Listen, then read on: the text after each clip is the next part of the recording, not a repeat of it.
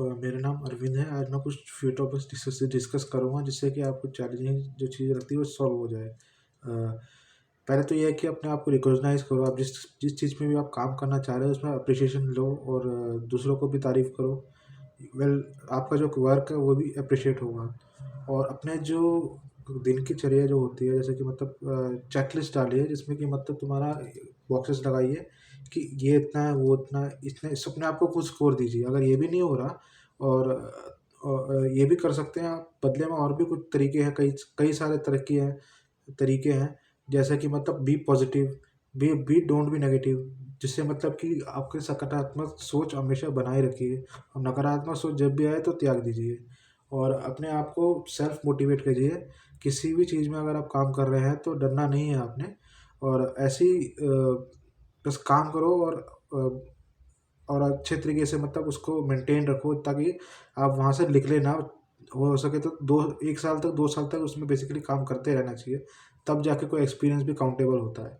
यानी कि अगर हम किसी पर्टिकुलर फील्ड में अगर हम 3-4 साल से ऊपर हैं, तो नेक्स्ट जो स्कोप जो दूसरे कंपनीज़ में है प्रोडक्ट बेस्ड, सर्विस बेस्ड में, तो उसमें क्या है कि मतलब वो पहले एक्सपीरियंस पूछते हैं। फिर यहाँ से वहाँ स्विच ऑन हुए हैं तो उसके लिए भी वो बातें बतानी पड़ती है कि ऐसा है। और वो जब सुनता है तो मतलब जो इंटरव्यू सुन रहा है वो तुम्हारी बातों को जज करेगा। या तो हो सके तुम्हारे को एनालिटिक टेस्ट दे दे या फिर तुम्हारे जो बेस्ड ऑन स्किल्स वो तुम्हें बताएगा और तुमसे पूछेगा सैलरी हाइक के बारे में, तो आप उसके लिए भी घबरा जाओगे नहीं कि यार या तो मैं सैलरी हाइक नहीं कर पाऊंगा इतना।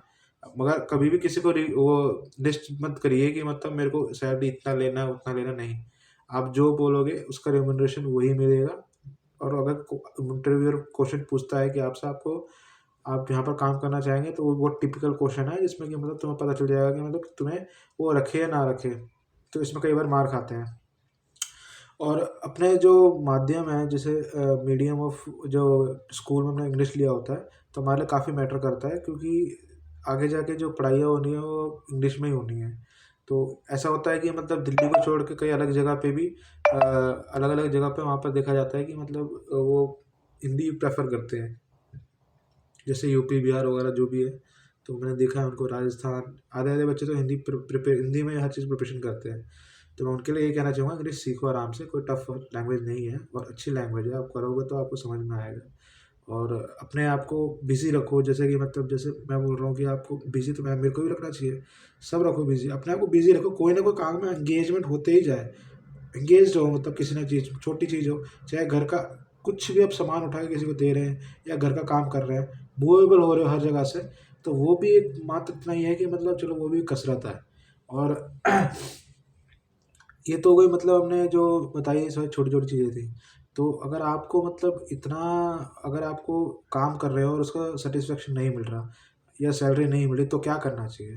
देखो फ्यू टिप्स तो यही है कि मतलब या तो उसमें डटे रहो, 2 साल तक, 2.5 साल तक डटे रहो और 5 साल बाद ग्रोथ हो जाएगी तो फिर आराम से आप कर सकते हो। ये इनिशियल स्टेजेस होता है प्रोबेशन से पहले, कि मतलब जो भी तुम्हारा पीरियड ऑफ जो साइकिल है वर्क का वो देकर जज करा जाता है। यानी कि आपने 2 साल 3 साल में छोड़ के गए तो वो काउंटेबल नहीं है। At least service based, product based service based जो होती है, जो कंपनीज़ होती है, उनमें मेनली जो कोडिंग का काम होता है, लेकिन जो बीए, जो एमए जो कर रहे हैं उनके लिए पता नहीं क्या है उसमें। लेकिन छोटी-मोटी चीज़ें आ जाती है, जैसे एग्ज़ीक्यूटिव टाइप का पोज़ीशंस आ जाता है।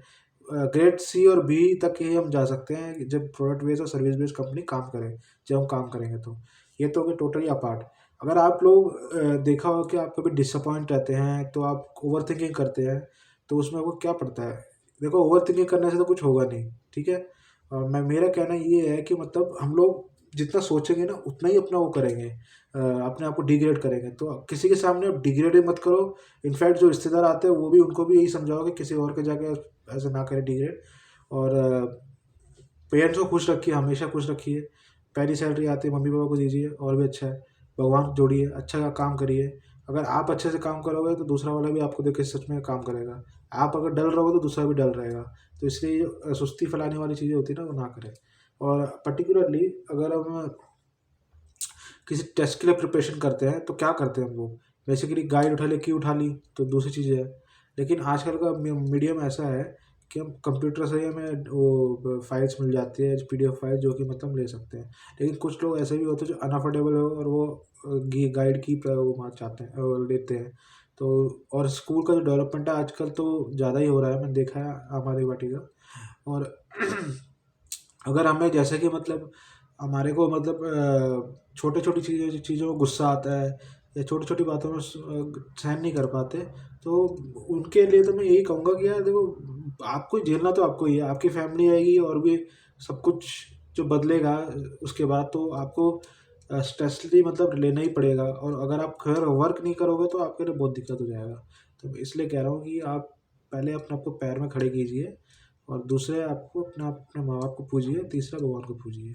हर चीज़ मुमकिन है, कोई भी चीज़ ऐसी नहीं है जिसमें कि मतलब हम लोग ना कर सके। हर चीज़ है, हमारा माइंड है जो वही चीज़ हमें रोक देता है, हमारा दिमाग हमें रोक देता है, लेकिन स्टिल अगर बॉडी में देखा जाए तो जान तो होती है सबके। ठीक है। और स्टडी का जो प्रिपरेशन होता है बेसिकली आप पहले उस क्वेश्चंस पे जाए जो कि मतलब आपको अटेम्प्ट करने में अच्छा लगे। या शुरुआत में मैं ऐसे करता था कि जब हमारा पेपर होता था तो मैं जो लास्ट क्वेश्चन है वो पहले कर देता था, और जो सेक्शन वाइज इन्विटेशन होता है उसको पहले कर देते हैं, डी और सी को बाद में ए बी करते हैं। क्योंकि इसीलिए उसमें क्या होता है कि अगर आप ए बी करने लग जाओगे तो वो उसमें थोड़ा टाइम लगा, वो सी डी में नहीं दे पाओगे।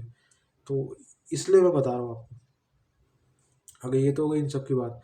प्रिपरेशन करिए, अच्छे से रहिए और अपने आप को शुद्ध रखिए, और मैलिशियस एक्टिविटीज़ में ना इन्वॉल्व करें, और हर चीज़ मतलब तुम्हारी फोकस्ड रहे हर चीज़। और अपने आप को जितना बिज़ी करना है वो कर लो, क्योंकि आने वाले टाइम पे हम अपने आप को बिज़ी नहीं रखेंगे मतलब, तो हमारे को तो हमारा लक्ष्य हमें देखना ही है।